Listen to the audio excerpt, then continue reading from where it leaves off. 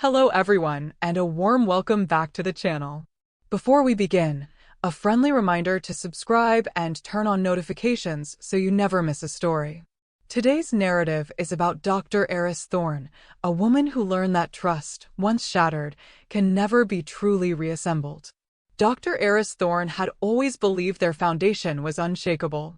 At 38, a respected architectural historian living in Portland, Oregon, she thought the life she had built with her wife, Maya, was a masterpiece of mutual devotion, a structure fortified by 12 years of shared history and unwavering trust. Eris was a woman who understood structures, who could see the load-bearing walls and the decorative facades in both buildings and people, and she believed her marriage was all solid oak and reinforced steel. She saw Maya as her partner in everything, a brilliant marketing executive whose ambition was a thrilling counterpoint to her own academic focus. Eris was the steady, thoughtful anchor, while Maya was the dazzling, energetic sail, and together they navigated the world with what Eris felt was a rare and beautiful synergy. She managed their home, their finances, and the quiet, comfortable rhythm of their lives with a competence that was second nature, a devotion expressed not in grand pronouncements, but in the thousand small acts of daily care. This meticulous management gave Maya the freedom to conquer her corporate world, and Eris took immense pride in that. She had thought they were a team, a fortress built for the ages. Until a rainy Tuesday afternoon in March, when a single, innocuous slip of thermal paper fell from a file folder and brought the entire edifice crashing down around her. The preceding months had been filled with subtle shifts, tiny hairline cracks that Eris, in her determined optimism, had meticulously plastered over with rationalizations. Maya had been working late more frequently, her texts becoming shorter, more perfunctory. The easy laughter that once filled their craftsman home had been replaced by a low-grade hum of tension, a constant thrum of a phone vibrating with notifications that were always angled away from Eris's view. When Eris had gently inquired about the change, Maya had sighed, running a hand through her perfectly styled dark hair. "It's just this new project, babe. And I'm mentoring the new junior associate, Chloe. She's brilliant, but she's a lot. It's draining." Eris had accepted this, of course. She'd made Maya a special dinner, drawn her a bath, and tried to soothe the stress she saw etched around her wife's eyes. The name Chloe became a common refrain, a stand-in for every late night, every canceled dinner plan, every weekend day spent hunched over a laptop. "Just catching Chloe up on the quarterly reports. Just need to do a final review of Chloe's deck. It's just my coworker," Maya would say, with a casual wave of her hand, a phrase so frequently deployed it became background noise. Eris, who valued dedication, simply saw it as another facet of her wife's professional excellence. She felt a pang of sympathy for this unseen Chloe, imagining a nervous young woman struggling to keep up with Maya's formidable pace.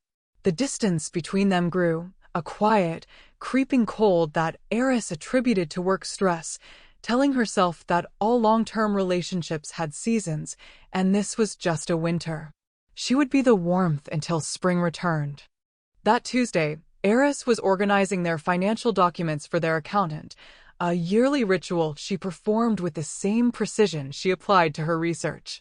She sat at their large oak dining table, the soft Portland rain streaking the windows, a cup of Earl Grey steaming beside a neat stack of files. Maya was supposedly at an off-site leadership conference in Seattle, a 3-day event. She'd kissed Eris goodbye that morning, a hasty peck on the cheek that barely registered. "I'll miss you," Eris had said. "You too, babe. This thing is going to be a total bore," Maya had replied, already halfway out the door. As Eris sorted through a manila folder labeled Travel and Entertainment Q1, a small, folded receipt fluttered out and landed on the polished wood. It wasn't a standard corporate printout, it was the elegant, cardstock receipt of a luxury hotel. The Hotel Deluxe. A boutique hotel right there in downtown Portland, not in Seattle. Her brow furrowed. Maybe it was from a client meeting Maya had forgotten to expense. But as she unfolded it, the details arranged themselves into a mosaic of betrayal so sharp and clear it made the air leave her lungs in a single, silent gasp. The check-in date was from 3 weeks prior, a Wednesday night when Maya had claimed to be working late on a crisis with the Miller account. The name on the reservation was Maya Vance. And the room type, printed in a delicate, cursive script, was the screenwriter's romance package. It included champagne, late checkout, and a rose petal turn-down service. The charge was for a single night. A cold, sick dread, heavy and metallic, began to pool in her stomach. It wasn't a client meeting. The room wasn't for a solo business traveler. And it wasn't in Seattle. It was 10 blocks from their home. The world seemed to tilt on its axis. The rain against the window, the ticking of the grandfather clock in the hall, the scent of her tea, it all became distant, surreal. For a long moment, Eris just stared at the piece of paper, her historian's brain, trained to assemble facts and draw conclusions from evidence, firing with terrifying speed. She had believed. She had trusted. She had been a fool. The initial shock gave way to a wave of something colder and harder: clarity. The late nights, the secretive texts, the name Chloe repeated like an incantation. It wasn't a story about work stress. It was a story about an affair. The feeling of nausea was swiftly overtaken by an icy, methodical calm. This was a problem to be solved, an excavation to be performed. She stood up from the table, her movements precise and deliberate. She left the receipt exactly where it lay and walked into their shared home office. She sat down at Maya's sleek, modern desk and gently pressed the spacebar on the iMac. It woke without a password, another small, arrogant oversight. Maya's personal email was open. A quick search for the name Chloe brought up a string of emails that were sickeningly familiar and yet horrifyingly new. They were filled with inside jokes, pet names, and plans. Plans for the conference in Seattle. Can't wait to have you all to myself for 3 whole days, one from Chloe read. Forget the boring keynote. I've booked us a suite at the Fairmont Olympic. No work talk allowed. Winky face. Maya's reply, sent just that morning, counting the minutes. Eris has no idea. She thinks I'm miserable. Poor thing, poor thing. The contempt in those 2 words was a physical blow. Eris felt her breath hitch, but she did not cry. Instead, she began to take screenshots. Every email, every suggestive G-chat. She went to Maya's social media, then Chloe's. Chloe's Instagram was public. Her latest story, posted an hour ago, was a picture of 2 glasses of champagne clinking together, the distinctive dark green carpet of the Fairmont Olympic visible in the background. The caption, best conference ever. Eris methodically documented everything, creating a digital folder she labeled simply, evidence. She then accessed their shared credit card account online. The charges from Seattle were already pending. A lavish dinner for 2 at the Capitol Grill. A purchase from a high-end lingerie shop. Room service charges that painted a vivid, disgusting picture of indulgence. The pieces of the puzzle weren't just falling into place. They were slamming together with the force of a wrecking ball. The wait was the hardest part. 2 more days of silence, of performing normalcy for a phantom audience.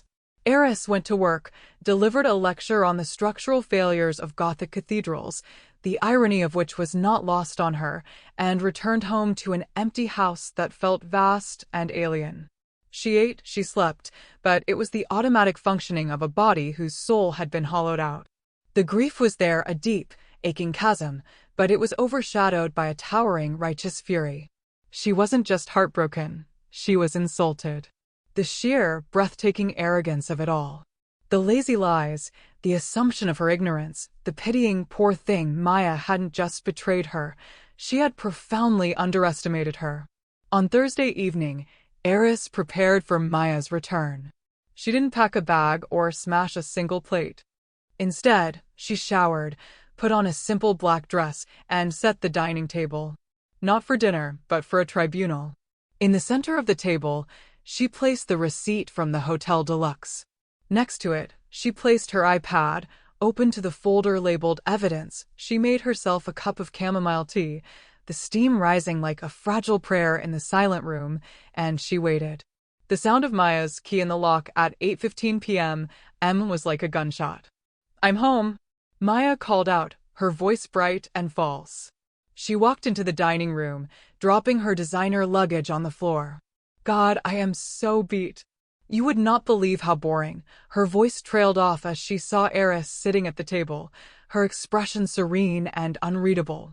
Her eyes darted from Eris's face to the items laid out on the table. The color drained from her face. What's this? She stammered, her gaze fixed on the hotel receipt. Eris took a slow, deliberate sip of her tea before speaking, her voice perfectly level. I believe that's yours, she said. I found it while doing our taxes. I was confused about the location. I thought your conference was in Seattle. Maya's composure, usually so impenetrable, shattered. Eris, it's not what you think. That was a solo night. I was just so stressed out, I needed a night to myself to decompress before a big presentation. I didn't tell you because I didn't want you to worry. The lie was so flimsy, so insulting in its lack of effort, that Eris almost laughed. It was the desperate gambit of a cornered animal. A solo night, Eris repeated, her voice soft and laced with steel. For which you purchased the screenwriter's romance package, an interesting choice for a night of solitary decompression. She gestured to the iPad. But that doesn't explain Seattle. Please, tell me about the conference. Was the keynote speaker as boring as you predicted? Maya stared at the iPad, her eyes widening in horror as she presumably saw the collage of screenshots. The emails. Chloe's Instagram post. The credit card statement. She opened and closed her mouth, no sound coming out. The carefully constructed facade of the confident executive crumbled into the raw panic of a child caught red-handed. I can explain, she finally whispered, her voice cracking. It meant nothing, Eris. It was a mistake. A stupid, meaningless mistake. Was it a mistake when you booked the hotel in Portland 3 weeks ago? Eris asked, her tone conversational. Or when you booked the suite in Seattle? Or when you spent nearly $1,000 on dinner and lingerie? You used the word mistake as if you tripped and accidentally fell into another woman's bed. This wasn't a mistake, Maya. This was a project. You planned it with more care than you've shown me in 6 months. The blame shifting came next, as predictable as the sunrise. You've been so distant. Maya cried, tears now streaming down her face. So wrapped up in your books and your research. I felt so alone, so unseen. Chloe, she just saw me. It was about feeling validated. I've been feeling so trapped. Eris felt a surge of contempt so pure it was clarifying. Trapped? You felt trapped in a life I built to make you feel free? I managed every detail of our world so you could fly, and you used that freedom to lie to my face and call me poor thing behind my back. She stood up, her calm finally breaking into a controlled, glacial rage. Do not talk to me about feeling trapped. You are not a victim here. You are the architect of this entire disaster. You and your coworker. The mention of Chloe made Maya flinch. It's over with her. I'll end it right now. We can go to therapy. We can work through this. 12 years, Eris. Don't throw away 12 years. Eris looked at the woman she had loved, the woman who was now a stranger pleading in the ruins of their life. The 12 years ended the moment you decided I was not worthy of the truth, she said, her voice dropping to a near whisper, each word a shard of ice. The marriage is over, Maya. It's over. The finality in her voice seemed to finally penetrate Maya's desperate denial. The begging stopped, replaced by a hollow look of utter devastation. She finally understood. This was not a negotiation. There was no path back. What does that mean? Maya asked, her voice small. It means, Eris said, her calm fully restored, that my lawyer, whose name and number are on the counter, will be in touch with yours. It means you need to pack a bag with whatever you need for the next few days. You will not be staying here tonight. The rest of your things will be packed and sent to an address of your choosing. Maya just stared at her, dumbfounded. You're kicking me out? This house is a premarital asset, Maya. It is in my name. You are a guest here now, and your visit is over. Eris walked to the front door and opened it, letting the cool, damp night air wash into the room. Please leave. Maya stumbled towards the door, a broken, sobbing mess. She paused on the threshold, turning back with one last, desperate plea. Eris, please. I love you. Eris looked at her, not with hatred, but with a profound and desolate pity. No, you don't, she said, her voice devoid of all emotion. You love the idea of me. You love the stable home I provided and the image we projected. But you don't love me. If you did, we wouldn't be here. And with that, she closed the door, the solid click of the deadbolt echoing the final, irrevocable end of their life together. Alone. Completely alone. For the first time in 12 years, the house was only hers. The silence was immense, but for the first time in months, it was peaceful. The days that followed were a blur of decisive action. Eris met with Catherine, a divorce attorney with a reputation for being both compassionate and utterly ruthless. She laid out the folder of evidence, and Catherine's expression shifted from sympathy to a grim, professional focus. The divorce filing was swift. The consequences for Maya, however, cascaded with breathtaking speed. Maya and Chloe's affair was a flagrant violation of their company's strict anti-fraternization policy, especially given Maya's senior position. Catherine's office sent a carefully worded letter to the company's HR department, not as an accusation, but as a formal disclosure required in divorce proceedings, noting a potential conflict of interest and misuse of company funds for a non-sanctioned trip. An internal investigation was launched immediately. Within a week, both Maya and Chloe were fired. Chloe, the brilliant protégée Maya was so keen to mentor, disappeared from Maya's life the second the consequences became real. She blocked Maya's number and scrubbed her social media of any connection to her, abandoning the woman she'd called her soulmate in a panic of self-preservation. Maya's family, who had always adored Eris, called her to apologize profusely for their daughter's behavior. Her own mother, with a weary sigh, said, "We are so sorry, Eris. We raised her better than this." The social circle they had shared, a tight-knit group of friends, quietly and decisively sided with Eris. Invitations to Maya stopped. Calls went unreturned. Stripped of her job, her home, and her social standing, Maya was left utterly isolated, adrift in the wreckage she herself had created. She sent a barrage of texts and emails to Eris, cycling through desperate apologies, angry accusations, and pathetic pleas. Eris read none of them. She had created a filter that sent anything from Maya's number or email addresses directly to a folder for her lawyer to review. She refused to be a spectator to the demolition she had set in motion. Her only focus was on dismantling the legal entity of their marriage and rebuilding the foundation of her own life. 2 years later, Eris stood on the balcony of her apartment in Chicago, looking out at the glittering skyline as snow began to fall, dusting the city in a blanket of pristine white. She had sold the house in Portland, a place that held too many ghosts, and accepted a prestigious position at the University of Chicago. Her new book, on the hidden geometries of Mies van der Rohe's work, was set to be published in the spring. The move had been a baptism, a chance to redefine her life on her own terms. The city's bold, unapologetic architecture felt like a reflection of the woman she was becoming, stronger, more resilient, with clearer lines and an unshakable core.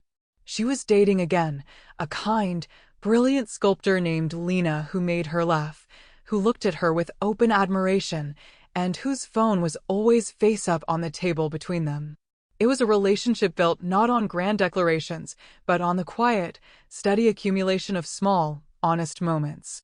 The peace she felt was not a fragile thing, but a deep, resonant tranquility she had earned.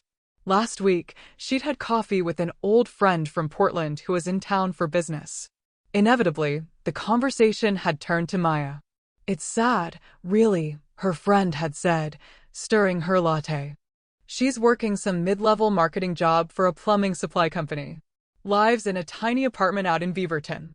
I ran into her at the grocery store, and she just looked diminished. Worn out. She asked about you, of course. Still talks about you like you're the love of her life that she foolishly let slip away."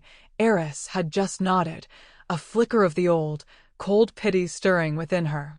It was the predictable, self-serving narrative of a person who refused to take true ownership of her actions. Maya hadn't lost the love of her life.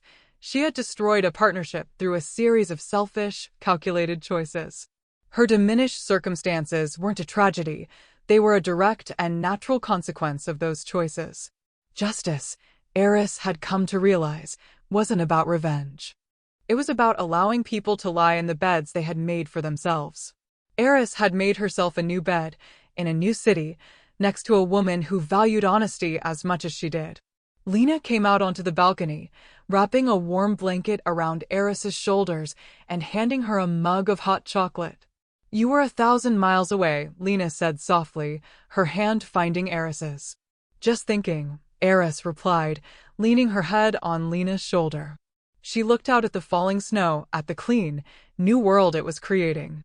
She thought of the hotel receipt, the catalyst for her own painful, necessary rebirth. She thought of the woman she had been, the trusting, naive architect of a life built on a faulty foundation.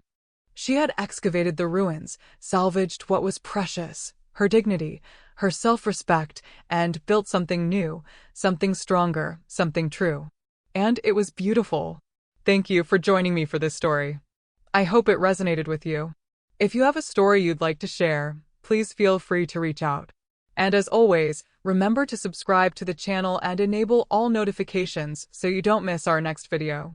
We'll see you in the next one.